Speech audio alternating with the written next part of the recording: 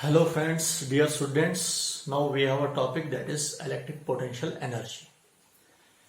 इससे पीछे आपने जो लेक्चर पढ़ा, जो लास्ट लेक्चर जो आपका जो था, that was your electric potential due to a single charge हमने कैलकुलेट किया, electric potential due to a system of charges हमने कैलकुलेट किया, electric potential due to an electric dipole हमने कैलकुलेट किया. तो आज जो आपका जो है that is electric potential energy. Electric potential energy क्या होती है? जब भी हम पोटेंशियल एनर्जी की बात करते हैं तो पोटेंशियल एनर्जी तो आपको पता ही है already, that is a stored energy. ये एक स्टोर्ड एनर्जी होती है और वो स्टोर्ड एनर्जी जो होती है हमारे पास वो वर्डन केबल होती है. तो ऐसे भी हमने पढ़ा है कि जब भी हम पोटेंशियल एनर्जी की बात करते हैं, it is the energy possessed by a body by virtue of its positions. ये एनर्जी एक बॉडी की पोजीशंस की वजह से होती है. तो जब भी हम एक बॉडी को एक पोजीशंस में लाते हैं, हम कहीं से उठाकर किसी एक पॉइंट पर पहुंचाते हैं, वर्डन करते हैं, वो वर्डन स्टोर होता है in the form of electric potential energy. तो वही यहाँ पर डिफाइन किया है. यहाँ पर हम चार्जेस की बात करते हैं. तो चार्जेस का अगर हमने पोटेंशियल एनर्जी को चार्ज की पोटेंशियल एनर्जी को अगर हमें कैलकुलेट करना होगा तो हम चार्ज पर वर्डन करते हैं. हम एक एग्जाम्पशन है हमारे पास कि कैसे हम इसको डिफाइन करते हैं. हम तो कैसे इसको डिफाइन किया गया है तो उसी को हम यहाँ पर डिस्कस करेंगे. हम it is the energy possessed by a system of point charges by virtue of their positions.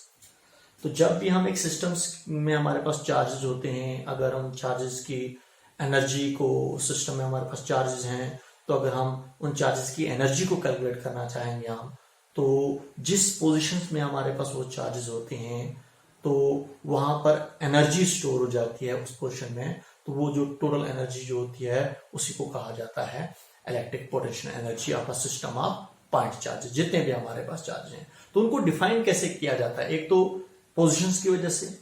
अब वो कैलकुलेट कैसे करेंगे हम? वही पोटेंशियल एनर्जी हमारे पास वर्डन केबल होती है. तो इसको दूसरे तरीके से भी डिफाइन किया गया है. It may be also defined as the amount of work done in bringing the various charges to their respective positions. तो देखिए हमारे पास अगर आपके पास बहुत सारे चार्जेस हैं, जैसे हमारे पास बहुत सारे चार्जेस हैं, तो उन बहुत सारे चार्जेस को इन्फिनिटी से लाया गया है और किसी एक पॉइंट पर रखा गया है. समझा? तो जैसे हमारे पास ये Q1 है, ये Q2 है, ये Q3 है, ये Q4 है. तो ये हमारे पास क्या है? ये सिस्टम ऑफ चार्जेस है. तो अगर हमें टोटल एनर्जी निकालनी होगी इन सिस्टम ऑफ चार्जेस की टोटल एनर्जी, तो वो टोटल एनर्जी किसके इक्वल होगी? वो हमारे पास टोटल एनर्जी टोटल वर्डन के इक्वल होगी. जब हम इन तमाम चार्जेस को इन्फिनिटी से लाएंगे, किसी एक पॉइंट पर पहुंचाएंगे हम. समझा? तो जितना हमारा वर्डन होगा, समझा, वो पूरा का पूरा वर्डन जो होता है हमारे पास वो इलेक्ट्रिक पोटेंशियल एनर्जी में स्टोर हो जाता है. तो इसका मतलब हम वर्डन करते हैं, वेरियस चार्जेस को हम कहां से लाते हैं? In bringing the various charges to their respective positions from infinity से लाते हैं हम. कहां से लाते हैं हम? इन्फिनिटी से हम उन चार्जेस को लाते हैं और जितना हमारा वर्डन होता है वो पूरा का पूरा वर्डन जो होता है हमारे पास जो है वो स्टोर हो जाता है. किसमें? इलेक्ट्रिक पोटेंशियल एनर्जी में स्टोर हो जाता है. जैसे अभी मैं एग्जांपल भी दूंगा आपको इलेक्ट्रिक पोटेंशियल एनर्जी की. जैसे हमारे पास एग्जांपल क्या है? जैसे आपके पास एक स्प्रिंग है और स्प्रिंग ये हमारे पास है. अगर ये नॉर्मल पोजीशन पर है तो यहां पर पोटेंशियल एनर्जी क्या होगी? जीरो होगी. लेकिन जो ही हम इस स्प्रिंग को क्या करते हैं? हम कंप्रेस करते हैं, हम कुछ एक्सटर्नल वर्डन करते हैं. समझा? जो ही कंप्रेस किया हमने कुछ एक्सटर्नल वर्डन किया, वो पूरा का पूरा वर्डन जो होता है वो स्टोर हो जाता है, पोटेंशियल एनर्जी में स्टोर हो जाता है. क्लियर आपको? इसका मतलब इसने कोई एक पोजीशन ले ली. By virtue of its positions, the energy is stored in the spring. Spring में एनर्जी स्टोर हो जाएगी. उस एनर्जी को क्या कहा जाता है? That is potential energy. That is due to the work done. जब हमने कुछ वर्डन किया, एक्सटर्नल वर्डन किया हमने. समझा? हमने कोई एक्सटर्नल वर्डन किया, वही वर्डन जो होता है वो स्टोर हो जाता है in the form of potential energy. तो वही यहां पर भी हम करते हैं. हम बहुत सारे चार्जेस को, अगर हमने पोटेंशियल एनर्जी एक चार्ज की निकालनी होगी तो हम उस चार्ज को इन्फिनिटी से लाएंगे. हम एक चार्ज को इन्फिनिटी से लाएंगे और किसी एक पॉइंट पर पहुंचाएंगे, हम किसी एक लोकेशन पर पहुंचाएंगे। लेकिन वो किसी एक लोकेशन पर अगर हम पहुंचाएंगे तो वो किसी एक फील्ड में होना चाहिए, वो लोकेशन, समझे आप? दूसरे सोर्स चार्ज की इलेक्ट्रिक फील्ड में होना चाहिए, क्योंकि हम वर्डन जो करेंगे वो अगेंस्ट द इलेक्ट्रोस्टैटिक फोर्स करेंगे हम, तभी जाकर हमारे पास वर्डन होगा। अदरवाइज हमारे पास वर्डन नहीं होगा, क्योंकि हमने एक्सटर्नल वर्डन करना है, तो वो पूरा का पूरा वर्डन जो होता है हमारे पास स्टोर हो जाता है in the form of electric potential energy में। तो वही बात थी यहां पर, जब हमने वर्डन किया स्प्रिंग में हमारे पास एनर्जी स्टोर हो गई। तो आप देखो, अगर आपने चेक करना होगा एनर्जी हमारे पास स्टोर हुई कि नहीं हुई, आप इस स्प्रिंग को छोड़ दो, ये पोटेंशियल एनर्जी काइनेटिक एनर्जी में कन्वर्ट हो जाएगी। तो वही बात है यहां पर, जैसे अभी मैं आपको कहूंगा, मैं जैसे हमारे पास ये आपके पास एक सोर्स चार्ज है, क्यों सोर्स चार्ज है। अब मैंने पोटेंशियल एनर्जी को कैलकुलेट करना है यहां पर, ये एक पॉइंट ले रहा हूं मैं एक। हम क्या करेंगे, हम पोटेंशियल एनर्जी क्या होता है, potential energy at point A अगर मैंने कैलकुलेट करना होगा तो वो किसके इक्वल होता है, वो हमारे पास किसके इक्वल होता है, it is defined as the amount of work done, वो अमाउंट ऑफ वर्डन के इक्वल होता है। टू ब्रिंग अ चार्ज, हम चार्ज को लाएंगे कहां से, टेस्ट चार्ज को हम लाएंगे from infinity to point A, जिस पॉइंट पर आपने इलेक्ट्रिक पोटेंशियल को कैलकुलेट करना होगा। To bring a charge from infinity to point A, where you have to find out the electric potential energy. समझे आप? This वर्डन जो हम वर्डन करेंगे हम आप इस पर, समझे आप? इन्फिनिटी से लाएंगे हमने वर्डन किया। दिस वर्डन, ये जो पूरा का पूरा वर्डन जो होगा हमारे पास, इन्फिनिटी से लाया हमने, किस पर, टेस्ट चार्ज पर हमने वर्डन किया, तो या चार्ज होगा, कोई भी टेस्ट चार्ज ही ले लेंगे हम, इस पर हमने वर्डन किया, तो ये पूरा का पूरा वर्डन जो हमारे पास होता है ये स्टोर हो जाता है किसमें, इलेक्ट्रिक पोटेंशियल एनर्जी में स्टोर हो जाता है। यहां पर हम चार्ज को लाते हैं, वो चार्ज, उस चार्ज में एनर्जी स्टोर हो जाती है, समझे आप? जैसे Q0 को मैंने लाया, वर्डन किया इस पर मैंने, और एक्सटर्नल वर्डन किया, क्योंकि Q0 पर इस Q चार्ज की वजह से रिपल्सिव फोर्स एक्ट करेगी, और मैंने वहां से इसको लाया, एक्सटर्नल फोर्स अप्लाई की मैंने, और वो वर्डन जो है वहां से लाया मैंने ए पॉइंट तक, और पूरा का पूरा वर्डन जो होगा हमारे पास स्टोर हो जाएगा किसमें, इलेक्ट्रिक पोटेंशियल एनर्जी में स्टोर हो जाएगा। तो इलेक्ट्रिक पोटेंशियल और इलेक्ट्रिक पोटेंशियल एनर्जी में यही डिफरेंस है। अगर इलेक्ट्रिक पोटेंशियल को मैंने डिफाइन करना होगा एट पॉइंट पी पर, तो इलेक्ट्रिक पोटेंशियल किसको होता है, it is defined as the amount of work done to bring a unit positive charge. हम वहां पर यूनिट पॉजिटिव चार्ज को लाते हैं from infinity to point A. लेकिन यहां पर हम क्या कहते हैं, टू ब्रिंग अ चार्ज, हम चार्ज को लाते हैं from infinity to point A, उस चार्ज में एनर्जी स्टोर हो जाती है, समझा? वो उसी चार्ज में ही नहीं सिर्फ, जैसे मैंने Q0 को यहां से लाया, यहां पर पहुंचाया मैंने, अब ये इस Q0 में ही एनर्जी स्टोर नहीं हो जाएगी, ये पूरे के पूरे सिस्टम में एनर्जी स्टोर हो जाएगी। जैसे यहां पर मैंने इस स्प्रिंग को अगर मैंने कंप्रेस किया, अब हमारे पास ये जो ब्लॉक है इसी में एनर्जी थोड़ी स्टोर हो जाएगी, पूरे के पूरे सिस्टम में एनर्जी स्टोर हो जाएगी, समझा?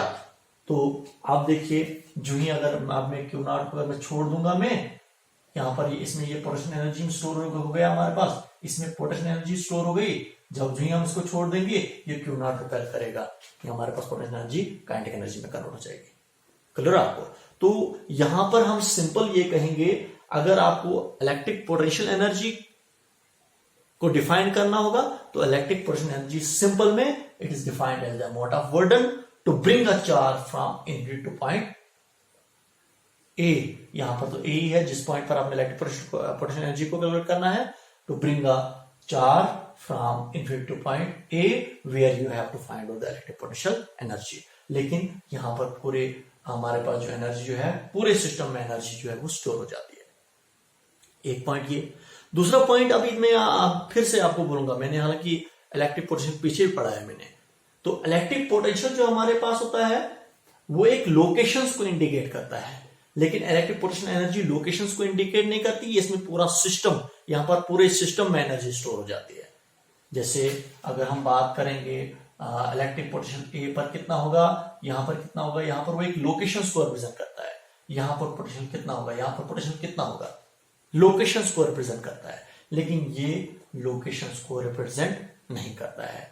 इंडिकेट द लोकेशंस, समझे आप, वो इंडिकेट करता है लोकेशंस को। और ये जो हमारे पास जो है यहाँ पर ये लोकेशंस को इंडिकेट नहीं करता है, यहाँ पर एनर्जी एक सिस्टम में स्टोर हो जाती है, वो एनर्जी वर्क डन के इक्वल होती है। तो देखिए अब अगर मैंने कहा कि एनर्जी जो है यही एनर्जी हमारे पास वर्क डन की इक्वल होती है, हमें ऑलरेडी पता है, वी नो दैट अगर पोटेंशियल निकाले जाएंगे या पोटेंशियल डिफरेंस हम कैलकुलेट करेंगे कहां पर, ए पॉइंट पर, तो वो पोटेंशियल डिफरेंस किसके होता है, वर्क डन अपॉन चार्ज के इक्वल होता है।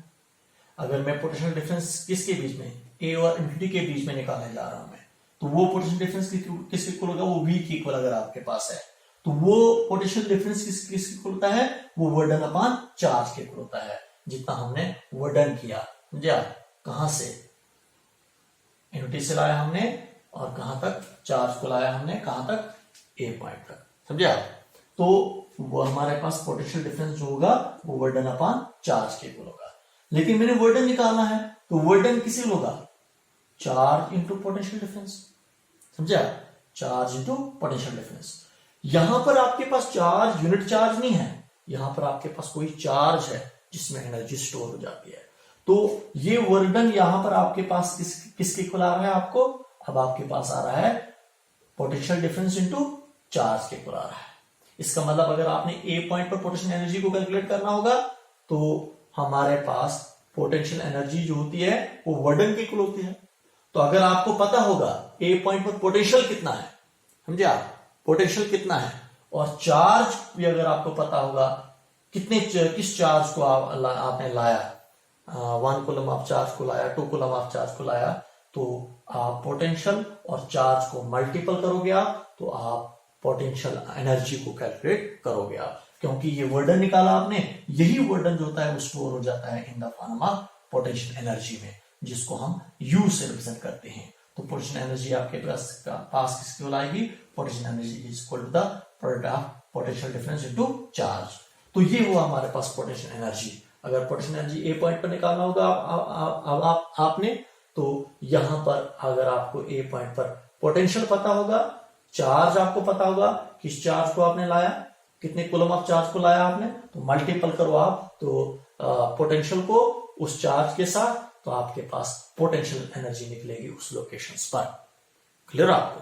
तो ये था आपके पास पोटेंशियल एनर्जी। समझा? अब पोटेंशियल एनर्जी का यूनिट क्या होता है, जूल होता है।